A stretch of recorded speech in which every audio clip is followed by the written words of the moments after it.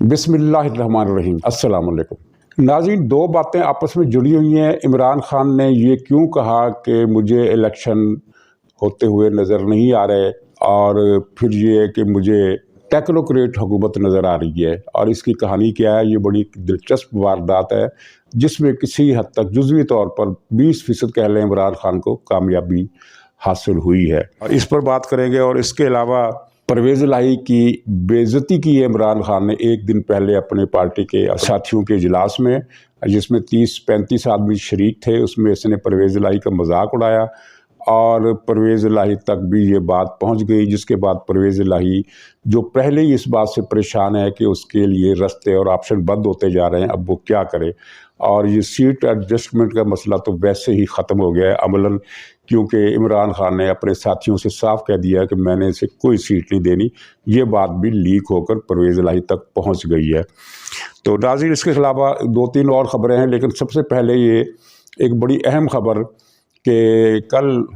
Army chief general Asim Munir साहब ने वज़ीर-ए-आज़म शहबाज शरीफ से तफसीली मुलाकात की। उसके बाद इस मुलाकात में ये फ़ैसला हुआ कि आज कौमी सलामती कमेटी का इजलास बुलाया जाएगा। इन दोनों चीज़ों का ताल्लुक पख्तूनख्वा में ख़ास तौर पर और बिलअमूम बाकी मुल्क में, ख़ास तौर पर पख्तूनख्वा के अलावा बलूचिस्तान में दहशत गर्दी की अचानक नई आने वाली लहर पर गौर था। और सलामती कमेटी के इस इजलास में इस बारे में कुछ अहम फैसले किए जाएंगे, और कहा यह जा रहा है कि असूली तौर पर एक बड़े ऑपरेशन का फ़ैसला कर लिया गया है, क्योंकि ये जो दहशत गर्दी है इसका ताल्लुक किसी न किसी हवाले से PTI के साथ जुड़ा हुआ है, और ये मामला भी इदारों की और हुकूमत की नज़र में है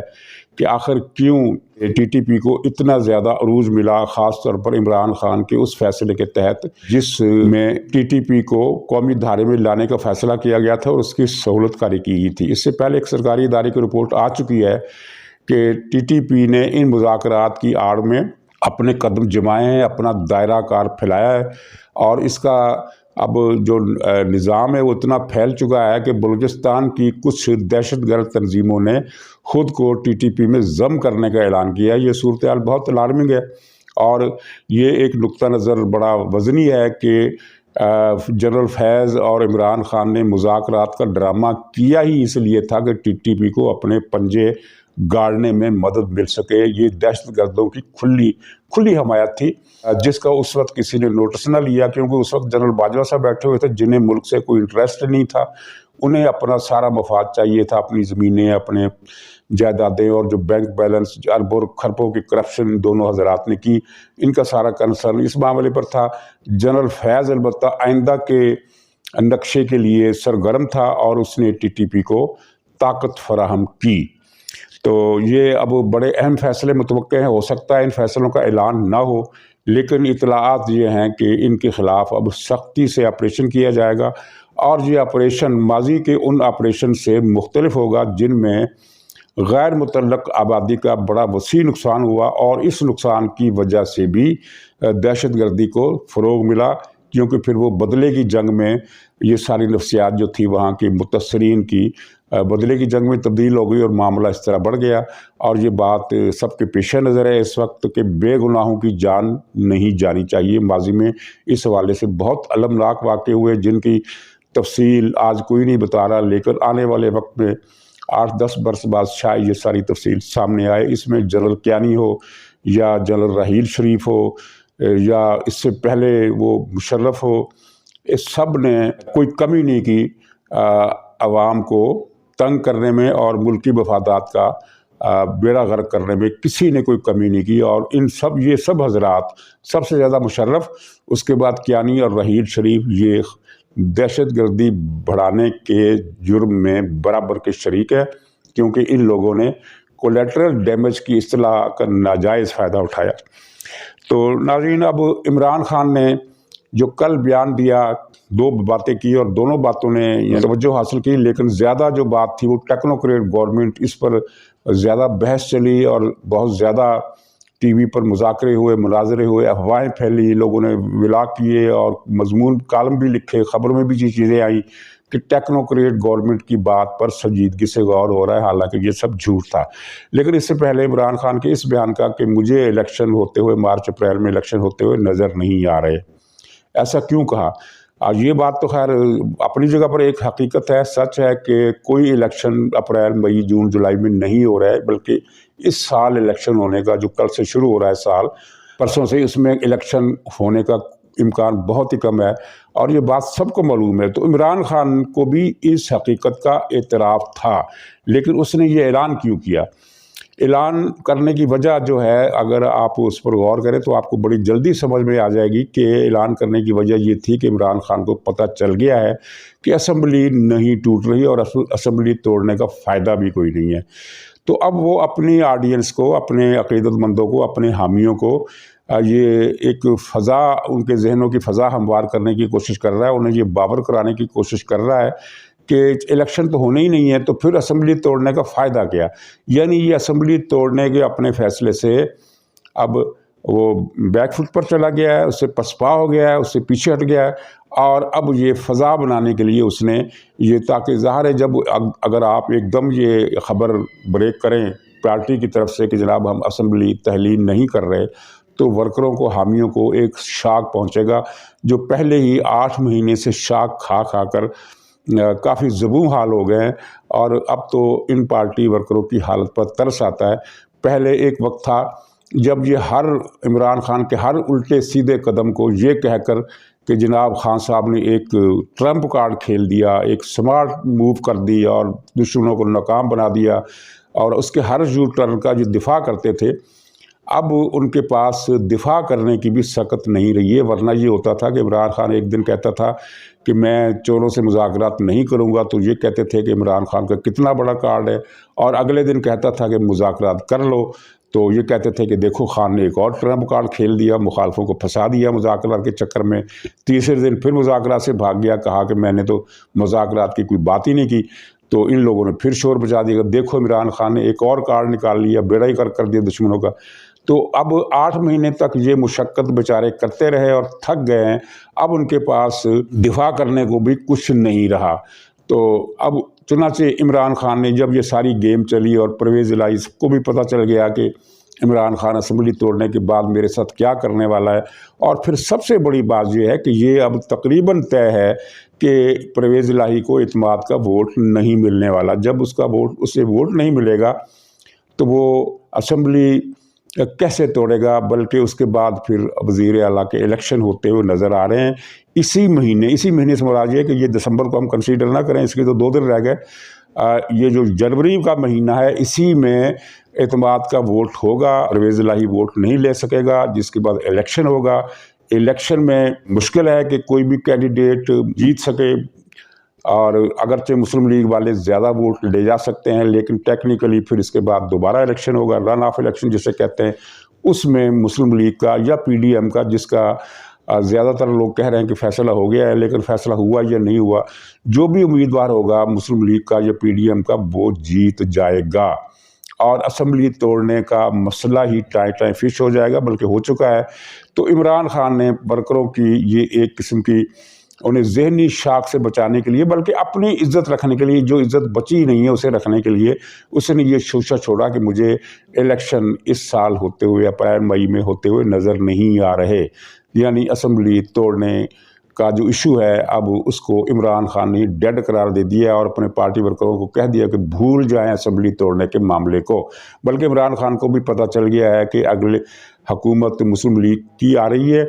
پنجاب میں، اسی وجہ سے اس نے ایک موقع پر یہ بھی کہا کہ جو اسٹیبلشمنٹ ہے وہ پنجاب میں مسلم لیگ کی حکومت بنانا چاہتی ہے۔ بھائی اسٹیبلشمنٹ کہاں سے بنانا چاہتی ہے؟ اگر اسٹیبلشمنٹ نے بنانا ہوتا تو یہ ہائی کورٹ کی طرف سے یہ فیصلہ ہی نہ آتا کہ پرویز الہی جو ہے وہ اپنے کنٹینیو کرے، اور جو اس نے غلط فیصلہ دیا جو بالکل آئین اور قانون کے خلاف تھا، آئین اور قانون کا مذاق اڑانے والا فیصلہ تھا پرویز الہی کے حق میں، جب یہ گورنر نے اس کی حکومت ختم کی تھی اور اعتماد کا ووٹ لینے کو حکم دیا تھا، تو وہ فیصلہ ہائی کورٹ ختم نہ کرتی۔ ہائی کورٹ نے عملاً وہ فیصلہ گورنر کا ختم کر دیا اور پرویز الہی کو کلین چٹ دے دی اور لائسنس دے دیا کہ جو مرضی کرو، لیکن اگر یہ اسٹیبلشمنٹ چاہتی مسلم لیگ کا وزیر اعلیٰ تو یہ ہائی کورٹ کا فیصلہ آنے کا سوال ہی پیدا نہیں ہوتا تھا۔ سیدھی سی بات تھی کہ وزیر اعلیٰ کی وزارت اعلیٰ ختم، پرویز الہی کی وزارت اعلیٰ ختم، وہ اعتماد کا ووٹ لے وہ نہیں لے سکے گا، جس کے بعد مسلم لیگ کی حکومت خود بہت قائم ہو جانی تھی۔ اب یہ بات چونکہ آگے چلی گئی، پرویز الہی نے بھی زور لگا کر دیکھ لیا، اس کے پاس نمبر پورے نہیں ہیں، ایک جو 11 ارکان کا ایک بلاک ہے اس نے تو بالکل واضح طور پر بغاوت کر دی ہے، وہ تو پی ڈی ایم کے ساتھ مل گیا ہے، اور حقیقت میں جو تعداد ہے وہ 11 سے بہرحال زیادہ ہے، 20 سے بھی زیادہ ہے۔ خیر یہ 11 بھی کافی ہیں، اور پھر یہ ہے کہ اعتماد کے ووٹ کے دوران چودھری شجاعت کے کچھ حامی 6 تو نہیں ہیں، جو پہلے بات کی جاتی تھی 6 کی، وہ ابھی تک 6 نہیں ہو سکے ہیں، 4 ہی ہیں، تو ان لوگوں نے بھی اعتماد کا ووٹ نہیں دینا، ایبسنٹ رہنا ہے۔ جب وہ ایبسنٹ رہیں گے تو ظاہر ہے اتنی تعداد 11 یہ اور 3 یہ 14 تو یہی ہو گئے، اتنی ہی کافی ہے، مزید کی ضرورت ہی نہیں ہے۔ تو عمران خان کو ان ساری باتوں کو پتہ چل گیا۔ اب یہ جو ٹیکنوکریٹ والا ڈرامہ ہے اس کی کہانی کیا ہے؟ یہ شبر زیدی ہیں جو پی ٹی آئی کے بڑے حامی رہے ہیں، اس کے دور میں بڑا منصب بھی ملا ہوا تھا۔ انہوں نے ایک ٹی وی چینل پر جو پی ٹی آئی کا حامی چینل ہے اس پر بیٹھ کر یہ کہا کہ اداروں کے اندر یہ سوچ ہے کہ شہباز شریف سے حکومت نہیں چل رہی، معیشت خراب ہے اور قرضے نہیں مل رہے، مدد بھی نہیں مل رہی، تو ایک ٹیکنوکریٹ گورنمنٹ لائی جائے 3 سال کے لیے۔ اور لطیفہ اس میں یہ بھی انہوں نے سنایا کہ اس ٹیکنوکریٹ گورنمنٹ کے لیے قانونی رستہ ہموار کرنے کے لیے موجودہ حکومت یعنی شہباز شریف کی حکومت ایک قانون سازی کرے گی، اور اس قانون سازی کے بعد یہ اس کی مدت 3 سال ہو جائے گی۔ اچھا یہ سارا جھوٹ تھا، ایسی کوئی تجویز نہ تو فوج کے اندر ہے نہ حکومت کے اندر ہے، بلکہ حکومت اور فوج کو اس تجویز کا علم ہی اس ٹی وی چینل کے اس پروگرام کے بعد ہوا۔ اور ٹیکنوکریٹ والی کہانی جس نے فلوٹ کی اصل میں وہ خود عمران خان تھا۔ مقصد کیا تھا؟ مقصد کارکنوں کی جو مایوسی کے پیش نظر ان کی توجہ ہٹانا کہ کیا الیکشن، کون سے اسمبلی توڑنا، کون سے اسمبلی نہ توڑنا، یہاں تو معاملہ ہی الٹ ہو گیا، یہاں تو ٹیکنوکریٹ گورنمنٹ آ رہی ہے۔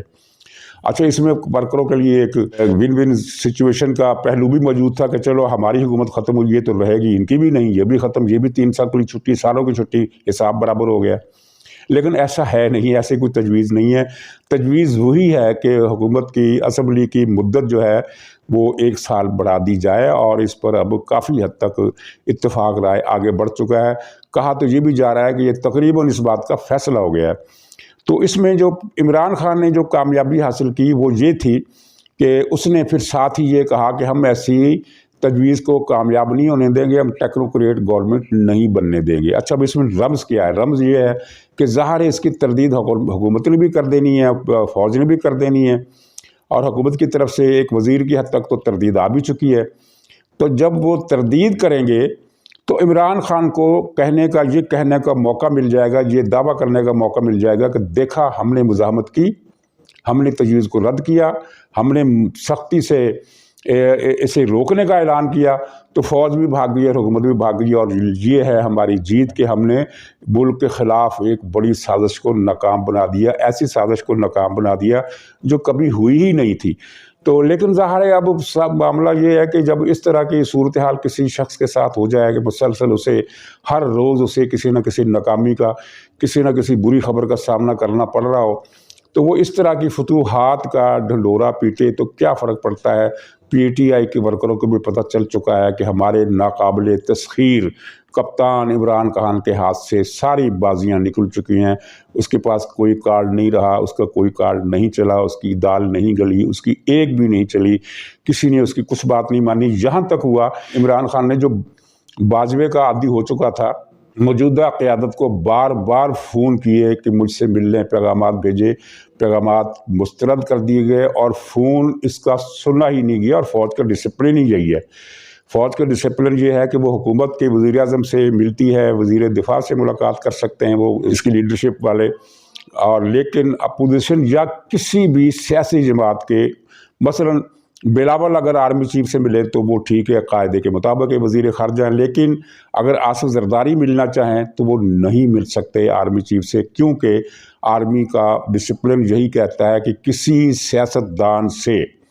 جو حکومتی عہدہ نہ رکھتا ہو اور یا حکومتی عہدہ بھی غیر متعلق ہو تو اس سے عسکری قیادت نہیں ملے گی۔ یہ تو واجبہ تھا کہ عمران خان سے اس نے عمران خان کی حکومت ختم کرنے کے بعد بھی اس نے اس سے 2 ملاقاتیں کی، تو چنانچہ یہ اس کو عادت پڑ گئی کہ یہ آرمی چیف سے میں ملاقات کروں گا، ان کو اپنے رام کر لوں گا اور پتہ نہیں کیا کر لوں گا۔ وہاں سے صاف انکار ہوا، ملاقاتوں کی تو بات ہی دور کی ہے، فون تک نہیں سنے گئے اس کے، اور جو پیغام لے کر گئے کسی نہ کسی وسیلے سے انڈائریکٹ، ظاہر ہے پیغام رساں یہ تو نہیں ہوتا کہ وہ سیدھا آرمی چیف کے گھر پہنچ جائے، پیغام رساں رستے میں ادھر ادھر سے چیزیں وہ پہنچاتا ہے، کنوے کرتا ہے، تو جو چیزیں کنوے کی گئی ان کنوے کرنے والوں کو یہ بتا دیا گیا کہ معاف کیجیے صاحب، ہم باجوہ نہیں ہیں، ماضی کا دور ختم ہو گیا، اب فوج غیر سیاسی ہو چکی ہے، وہ کسی سیاستدان سے نہیں ملے گی، چاہے وہ حکومت کا ہو لیکن اس کے پاس کوئی اہم حکومتی متعلقہ منصب نہ ہو۔ تو اس کے پیچھے ٹیکنوکریٹ گورنمنٹ کے شوشے کے پیچھے یہ کہانی تھی۔ اس پر پھر فواد چودھری نے بھی پریس کانفرنس کر دی کہ جناب ہم اسکیم کو ناکام بنا دیں گے۔ یہ دیکھیے کتنے بے شرم لوگ ہیں کہ انہیں پتہ ہے کہ ایسی کوئی اسکیم نہیں ہے، خود ہی اسکیم کا شوشہ گھڑا، خود ہی اس کی مزاحمت کا اعلان کر دیا، اب خود ہی 1-2 دن تک یہ اعلان کریں گے کہ ہم نے مزاحمت کر کے عوام کی قوت سے مقتدر اداروں کی سازش ناکام بنا دی۔ بلکہ پروگرام بھی ہو گئے کہ ایک وہ جو جھوٹ بولنے والا مولوی عوریہ مقبول ہے، اس نے تو پروگرام بھی کر دیا کہ یہ امریکہ نے آرڈر کیا ہے کہ ٹیکنوکریٹ گورنمنٹ بناؤ۔ امریکہ کے فرشتوں کو بھی پتہ نہیں ہے کہ پاکستان میں کوئی ٹیکنوکریٹ کا چکر ہے، فوج کو پتہ نہیں ہے، حکومت کو پتہ نہیں ہے، عوریہ کو پتہ ہے کہ امریکہ نے سازش کی۔ اسے CIA کے چیف نے فون کر کے بتایا عوریہ کو کہ ہم یہ سازش کرنے لگے ہیں، کوئی پروگرام کرنا ہے تو کر لو، پھر نہ کہنا۔ تو اچھا ناظرین، کل جو بابوں کے بارے میں پروگرام کیا تھا اس پر مجھے ایک فون آیا کہ آپ نے اس میں کئی باتیں چھوڑ دی ہیں، وہ فاتح کتاب کا ذکر بھی چھوڑ دیا۔ تو میں نے اس سے بتایا کہ یہ تو اس طرح تو پھر بے شمار باتیں ہیں، یہ پوری کرونالوجی ہے، اس کا رجسٹر کھول کر بیٹھیں گے تو کئی گھنٹے کا پروگرام کرنا پڑے گا۔ لیکن اس نے فاتح کا ذکر کر دیا تو یہ میں عرض کر دوں کہ یہ ایک فرمائشی کتاب تھی، اس زمانے کے حساب سے 50,000 روپے دے کر یہ کتاب لکھوائی گئی تھی، اور یہ سارے جھوٹ پر مشتمل ہے۔ اختر عبد الرحمن کو فاتح کابل اور پتہ نہیں کیا کیا اس میں ثابت کیا گیا کہ اس نے سوویت یونین اس نے اکیلے آدمی نے توڑ دیا۔ یہ بزدل آدمی تھا اختر عبد الرحمن، یہ تو کبھی بارڈر پر نہیں گیا، اور اسے ISI کیا ہوتی ہے اسے یہ بھی نہیں پتا تھا۔ یہ ضیاء الحق نے اسے غلط آدمی کو ایک منصب پر لگایا۔ اس کے ساتھ ساتھ اختر عبد الرحمن اپنے دور تک کرپٹ ترین فرد تھا پاکستان کا، کرپٹ ترین، اربوں اس زمانے کے حساب سے کروڑوں روپے کی اس نے کرپشن کی، شاید اربوں میں کی ہو، اس وقت کے ہمیں قیمتوں کا پتہ نہیں ہے۔ یہ جو میزائل آئے تھے سوویت ہیلی کاپٹر، جو گن شپ ہیلی کاپٹر تھے، عام میزائل سے نہیں گرتے تھے، عام توپ خانے سے بھی نہیں گرتے تھے، اور فضائی جنگ میں بھی وہ نہیں گرتے تھے، یعنی F-16 ہوائی جہاز اگر ہو تو اس کو جا کر مقابلہ کرے تو اس کے میزائل سے بھی ہیلی کاپٹر نہیں گرتا تھا۔ اس کے لیے امریکہ نے ایک میزائل تھا، مجھے اس کا نام یاد نہیں رہا، وہ بنایا، وہ اس کو ہر صورت میں گرا دیتا تھا، اور روس کو ان ہیلی کاپٹروں سے بہت سخت نقصان پہنچا۔ تو وہ بہت بڑی کھیپ تھی میزائلوں کی، اور دوسرا بہت سارا اسلحہ ایسا جدید قسم کا جو اس وقت تک امریکہ نے پاکستان کو بھی نہیں دیا تھا اور ترکی کو بھی نہیں دیا تھا۔ امریکہ کے نزدیک ترین ملک جو ہیں برطانیہ وغیرہ کے بعد وہ پاکستان ہے، ترکی ہیں، اور ان سے زیادہ اہمیت اسرائیل کی ہے۔ وہ ہتھیار جو کسی کو نہیں دیے تھے امریکہ نے، وہ پاکستان کو دیے، سوویت یونین کا معاملہ تھا۔ اس لیے یہ اختر عبد الرحمن نے وہ بیچ کھائے، یہ ساری کہانیاں مشہور ہے۔ جب پھر امریکہ کو پتہ چلا کہ یہ تو ہمارے ہتھیار بیچ کر کھا رہے ہیں، تو اس نے تحقیقات کا کوئی ارادہ ظاہر کیا یا مطالبہ کیا، تو اختر عبد الرحمن نے اوجڑی کیمپ ہی اڑا دیا، جس میں بہت سارے پنڈی کے شہری شہید ہو گئے جب وہ میزائل اور گولے پھٹ کر چلے اور جگہ جگہ پر مکانات پر گرے، بھاری نقصان ہوا۔ جو شاہد خاقان عباسی صاحب کے والد تھے، خاقان عباسی، وہ بھی اس میزائل باری میں شہید ہو گئے، بہت نقصان ہوا۔ یہ کور اپ کی کوشش تھی، اور پھر اس اوجڑی کیمپ کو بھی کور کر دیا گیا جب اس وقت کے وزیر اعظم جنیجو نے اعلان کیا کہ ہم اس کی تحقیقات کرائیں گے، تو جنیجو حکومت کی ہی چھٹی کر دی گئی۔ تو یہ اس کا تذکرہ تھا کہ یہ سارا جھوٹ کا کاروبار آج سے پہلے سے شروع ہے، بہت عرصے سے چل رہا ہے، ضیاء الحق کے زمانے سے چل رہا ہے، لیکن اس جھوٹ کو ریاستی محکمے کا درجہ باجوہ کے دور میں دیا گیا، جب ساری ریاستی مشینری ایسے جھوٹے بددیانت اور پیسے لے کر ضمیر بیچ کر کتابیں لکھنے والے، مضمون لکھنے والے، خواب گھڑنے والے، بشارتیں دینے والے چور و چکے اور دین ایمان سے بیگانہ، خدا کے وجود سے عملاً منکر ان لوگوں کی کھیپ تیار کی گئی اور اس کو ملک کے خلاف استعمال کیا گیا۔ تو مجھے کس سے اگر ساتھ ساتھ موقع ملے گا تو کچھ چیزیں اور بھی ہم بتاتے رہیں گے۔ تو ناظرین، آخر میں